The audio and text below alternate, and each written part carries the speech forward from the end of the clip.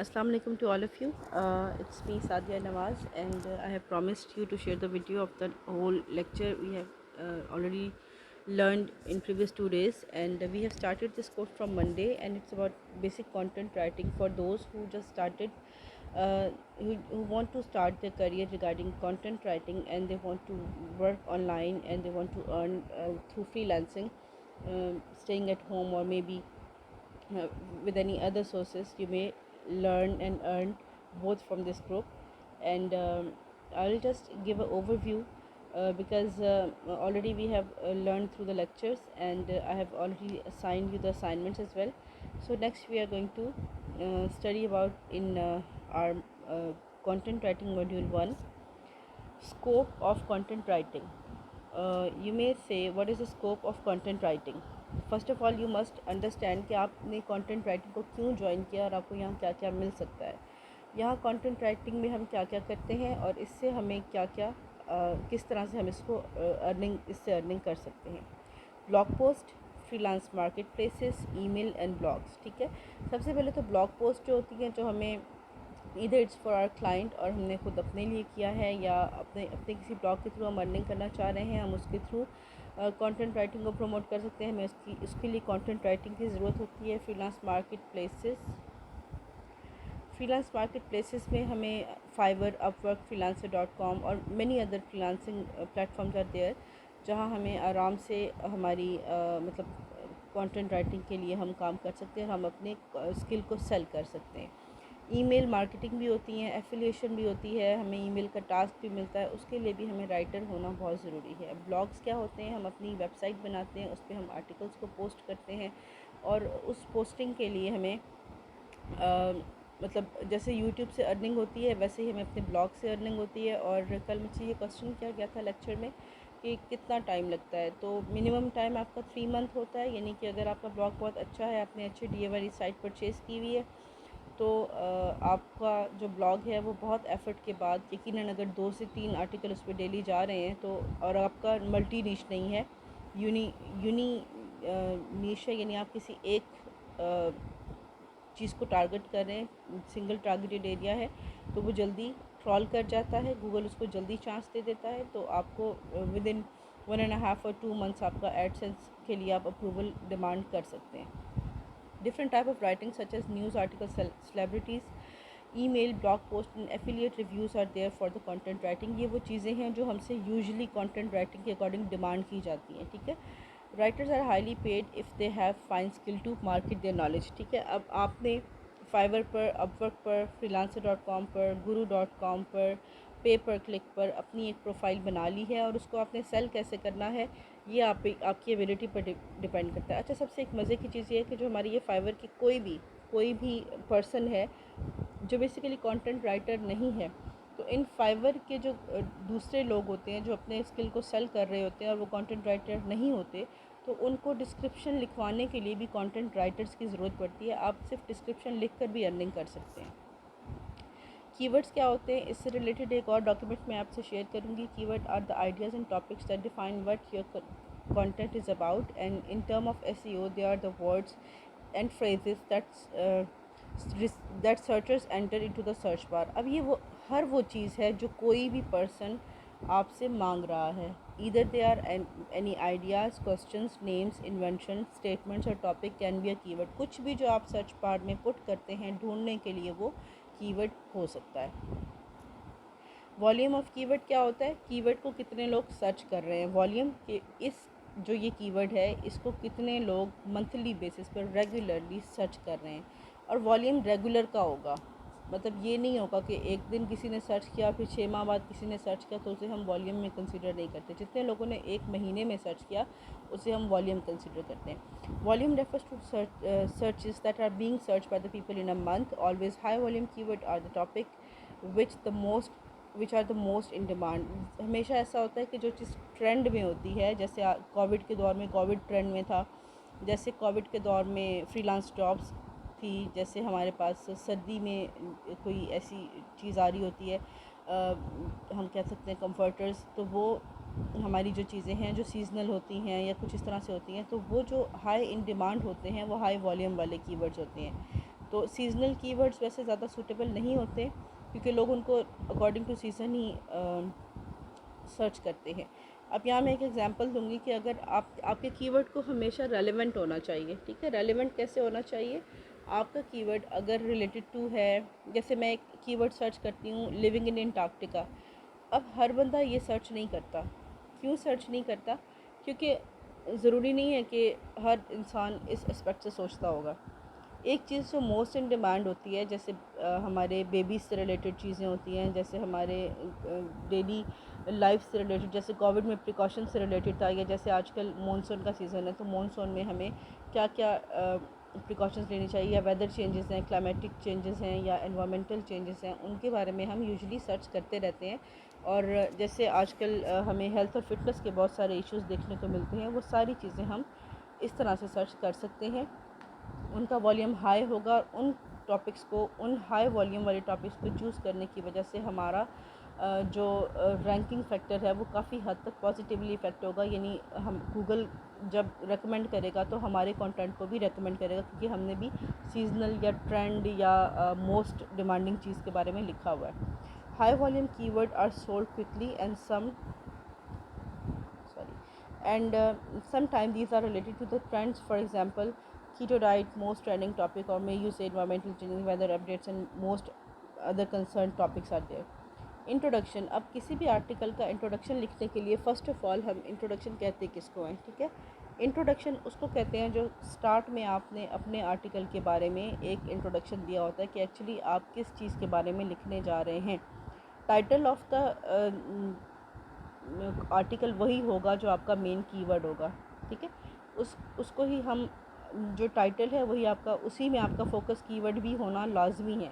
आपके टाइटल में आपका फोकस कीवर्ड होगा तो ही किसी को समझ आएगी कि आप किस के बारे में लिख रहे हैं। Introduction of an article is first paragraph और first 130 to 160 words that are presented in the start of an article, and this introduction give idea to the reader what he और she is going to read about. अब ये हमें बताता है कि हमने किस चीज़ के बारे में लिखा है। अगर हमने हेल्दी डाइट के बारे में लिखा है तो हेल्दी डाइट के बारे में हम किस किस चीज़ को कवर कर रहे हैं, ये हमारा इंट्रोडक्शन उनको बताएगा। How many time a keyword should be repeated in an article. अच्छा, अब कीवर्ड की ना एक डेंसिटी होती है। डेंसिटी का मतलब ये होता है कि कितने आप कह लें वॉल्यूम के साथ, या कितनी बार आपके आर्टिकल में एक कीवर्ड जो है आपका वो यूज़ होना चाहिए। Probably we see that the keyword is repeated in any article many time.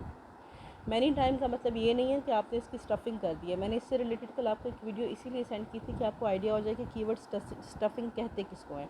Keyword stuffing का मतलब ये है कि आपने कीवर्ड की भरमार कर दी है। पहले गूगल में ये होता था कि गूगल जितना ज़्यादा बार आपने कीवर्ड यूज़ किया उतनी ज़्यादा बार आपको वो रैंक करता जाता था। अब ऐसे नहीं होता। अब रेलेवेंट चीज़ों को कहा जाता है कि वो आपके कीवर्ड, यानी बाज़ औक़ात ऐसे होता है कि कीवर्ड से रिलेटेड कीवर्ड्स भी होते हैं। जैसे हमारा मेन कीवर्ड से मिलती जुलती कीवर्ड्स भी मौजूद होते हैं। हम अगर उनको भी यूज़ कर लेते हैं तो गूगल एनालिटिक उस चीज़ को समझ लेता है कि ये आर्टिकल जो है वो उसी चीज़ के बारे में लिखा गया। इसके लिए जो 2 वीडियोस मैंने आपको सर तनवीर नांडला की भेजी हैं, आप उनको भी वॉच कीजिएगा। कीवर्ड से रिलेटेड है, आपका कॉन्सेप्ट और क्लियर हो जाएगा। But it has a accurate frequency if it should not be exceeded, not even less than the limit. और वो लिमिट कितनी मैंने आपको बताई है, 1%। 1% का मतलब है कि 1000 वर्ड्स के आर्टिकल में ओनली 10 टाइम आपका कीवर्ड यूज़ होना चाहिए। और दूसरी चीज़, इसकी रेंज है 0.5 से 1% तक, लेकिन बेस्ट रेंज जो हम कंसिडर करते हैं वो 6.7, 6.5, 6.7 या फिर 7.5, 6, 7 तक जाती है, ठीक है। इससे ज़्यादा आपका नहीं होना चाहिए और इससे कम भी नहीं होना चाहिए, क्योंकि वो आपके एसईओ स्कोर को इफ़ेक्ट करेगा। It has a specific density. वो डेंसिटी मैंने अगेन रिपीट कर रही हूँ, 1% से ज़्यादा और 5.5% से नीचे नहीं जानी चाहिए। From where we can find material for our article. हमें कहाँ कहाँ से मिलता है? गूगल से हम ले लेते हैं, यूट्यूब से ले लेते हैं, पीपल मे नो या पीपल आर आस्किंग, जो भी क्वेश्चन गूगल के मेन पेज पे लोगों ने जो सवाल किए होते हैं हम वहाँ से अपनी हेडिंग्स बना लेते हैं और वहीं से हम मटेरियल भी ले लेते हैं। डिफरेंट पोस्ट, यहाँ जो लोगों ने डिफरेंट आर्टिकल पोस्ट किए हुए होते हैं, हम 4-5 आर्टिकल जो मेन पेज पर होते हैं या सेकंड पेज पर होते हैं उनको पढ़ लेते हैं, लेकिन एक टिप ये दूंगी कि सेकंड पेज वाले लाजमी पढ़ा करें या थर्ड पेज वाले लाजमी पढ़ा करें, क्योंकि उन आर्टिकल्स में जो खामियां होती हैं अगर आप उनको ख़त्म कर देंगे तो आप यकीनन फर्स्ट पेज पर आ जाएंगे। दूसरों की खामियों से सीखना शुरू करें। आपको लगे कि अच्छा एक चीज़ किसी ने लिखी हुई है, उसमें आपको लगता है अच्छा ये चीज़ इससे बेहतर लिखी जा सकती, तो उसी चीज़ को कवर करके कम से कम आप उससे तो ऊपर आ जाएंगे ना। तो आहिस्ता आहिस्ता ये जर्नी आपकी कंटिन्यू रहेगी। What is plagiarism? Plagiarism is basically duplicate material, यानी चीटिंग। अगर आपने किसी के कंटेंट को एज़ इट इज़ कॉपी किया हुआ है तो गूगल उसको प्लेजरिज्म कंसीडर करता है और आपको कभी भी रैंकिंग का मौका नहीं देता। वो आपको उठाकर कहीं दूर दराज फेंक देगा जहाँ कोई भी आपको सर्च नहीं कर पाएगा। वो आपकी असाइनमेंट पर क्रॉस नहीं लगाएगा, लेकिन आपके आर्टिकल को रैंक नहीं करेगा। ठीक हो गया। उसके बाद plagiarism means duplicate material Google detect the material through AI. AI का मतलब है आर्टिफिशियल इंटेलिजेंस, यानी गूगल के पास इतने पर्सन्स नहीं हैं जो लाखों करोड़ों अरबों लोगों को हर वक्त चेक कर रहे हैं, तो वो कंप्यूटर के ही थ्रू आपको चेक करता है। तो क्या अब how can we format the others article? अब हमें दूसरों के आर्टिकल को अपने वर्ड्स में कैसे लिखना है? सर्च द कीवर्ड, आपने अपना कीवर्ड सर्च कर लिया। रीड द मेन कंटेंट, आपने मेन कंटेंट दूसरों के आर्टिकल में से पढ़ना है, गूगल से पढ़ना है। विकीपीडिया को रीड किया करें, मरियम वेबस्टर को रीड किया करें, यूट्यूब की वीडियोस देख लिया करें उससे रिलेटेड, और उसे अपने लफ्ज़ों में लिखने के बाद आप ट्रांसफ़र कर सकते हैं। मेक बुलेट्स, हमेशा बुलेट्स बनाएं, हेडिंग्स बनाएं। Prepare the introduction by changing the statement in your own words. किसी की भी स्टेटमेंट को मैंने आपको चेंज करना बताया था कि आपने जो आपको समझ आ रहा है आपने वो लिखना है, जो आप पढ़ रहे हैं आपने उसको कॉपी नहीं करना। सिनोनिम चेंज कर लें, स्पिन कर लें, इस तरह से कर सकते हैं। मेक द बुलेट्स एज सब हेडिंग्स। सब हेडिंग्स का मतलब ये है कि कोई भी चीज़ अगर आपको लगता है कि ये मेन हेडिंग दी गई थी, लेकिन इसके और भी पार्ट्स हैं या इसको और भी एक्सपेंड किया जा सकता है, सब हेडिंग में आपके पास राइट करने के चांसेस बढ़ जाते हैं। कहने का मतलब ये है कि जैसे आप कह लें कि साइंस है, साइंस की कितनी ब्रांचेज़ हैं, हर ब्रांच को सेपरेटली भी एक्सप्लेन किया जा सकता है। साइंस की अपनी डेफिनेशन होगी, ब्रांचेस की अपनी डेफिनेशन होगी, तो चीज़ों को सेपरेटली डिस्क्राइब किया जा सकता है।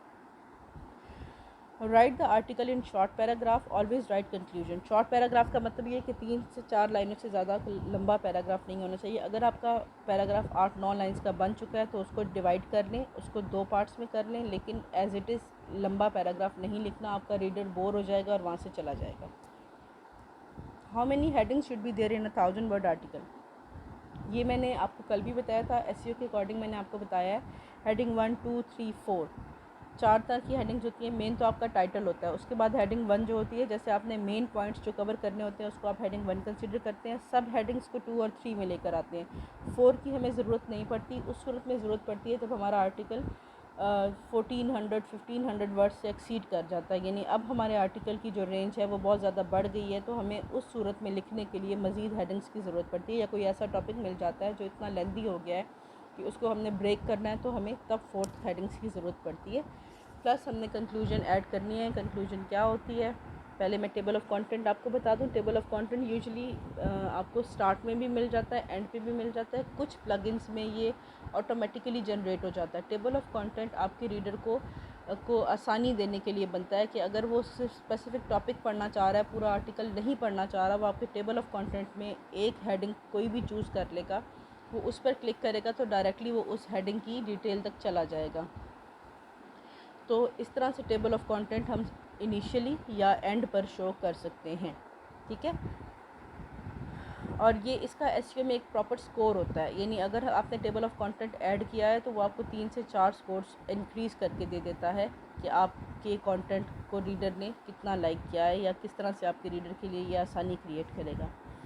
How to write conclusion? Conclusion क्या होती है? Summary which is usually crux of the research. Crux कहते हैं निचोड़।